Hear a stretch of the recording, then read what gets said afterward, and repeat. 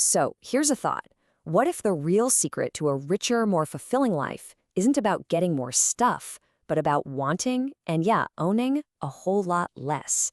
Today, we're going to dig into the big ideas from Joshua Becker's book, The More of Less, and explore this pretty radical idea that clearing out our clutter can actually clear a path to the life we really want. It all kicked off on a pretty normal Saturday morning with the simple and honestly kind of heartbreaking sentence. That's what the author, Joshua Becker, said to his 5-year-old son, Salem. All Salem wanted to do was play catch in the backyard. But there was a problem. A big one. And that problem? It was the family garage. You know, the scene so packed with boxes, tangled bikes, and old junk that it basically demanded an entire day of cleaning.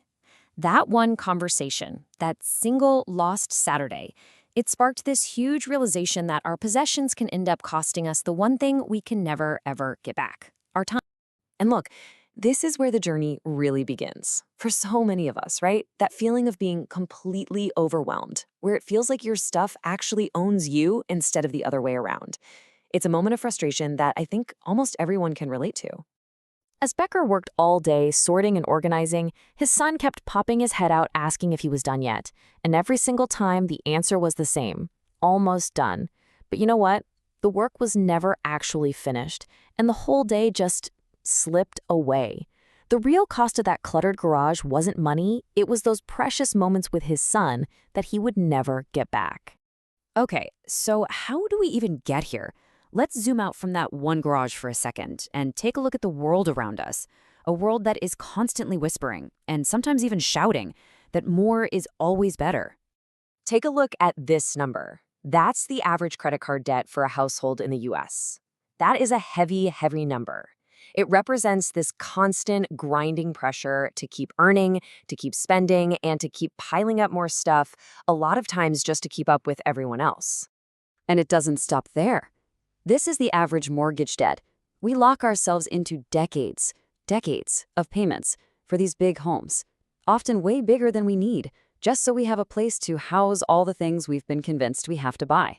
And the thing is, none of this is an accident. We're surrounded by these incredibly sophisticated systems designed to do one thing: make us want more. I mean, from celebrity lifestyles to ads that seem to know our deepest insecurities, the message is hammered home again and again. Happiness is just one more purchase away. So if this endless chase for more is the problem, what on earth is the solution? Well, Becker argues it's not just about throwing stuff out. It's about a really deep, fundamental shift in how we think. And this right here, this is the core idea. It's all about moving from being a passive consumer, just letting life happen to you, to becoming an active architect of your own life. You get to decide what's important, not the latest ad campaign. Okay, so how do you actually build this new mindset? Well, the journey to intentional living, it starts right here with these 3 big steps. First, you have to realize you have the power to choose. It sounds simple, but it's huge. Second, you start to question the cultural currents that are always pushing you around. And third, you take the time to look inward and figure out what truly, genuinely drives you. This is the beautiful paradox at the very heart of this whole movement.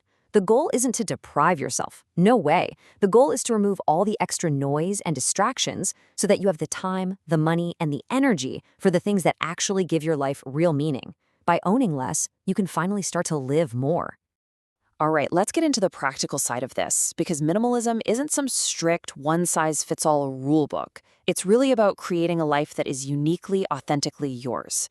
You've got this whole spectrum, right? On one end, you might have someone like Annette Gartland, who travels the entire world with everything she owns fitting into a small bag. But on the other end, you've got a family like Dave and Cheryl Balthrop, who just moved to a smaller house right across the street so they could have more time together. The destination is different, but the goal is exactly the same: align their life with their values.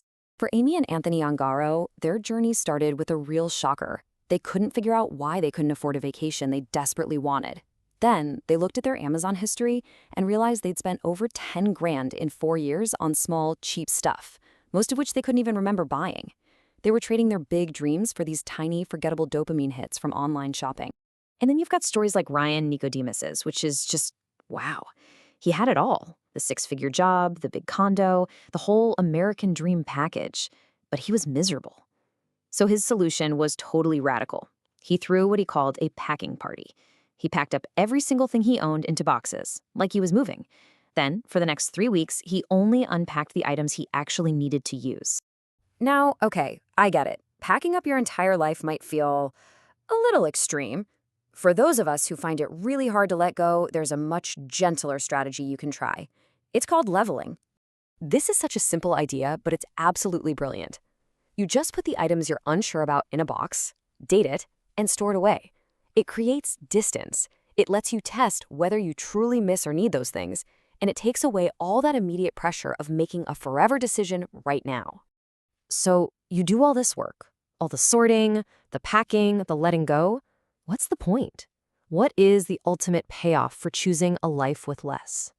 Well, it's not about having an empty house. It's about having a full life. It's about gaining more time for your kids, more freedom from debt, more money for incredible experiences, a greater capacity to be generous, and honestly, this deep sense of contentment that no physical thing you can buy will ever give you.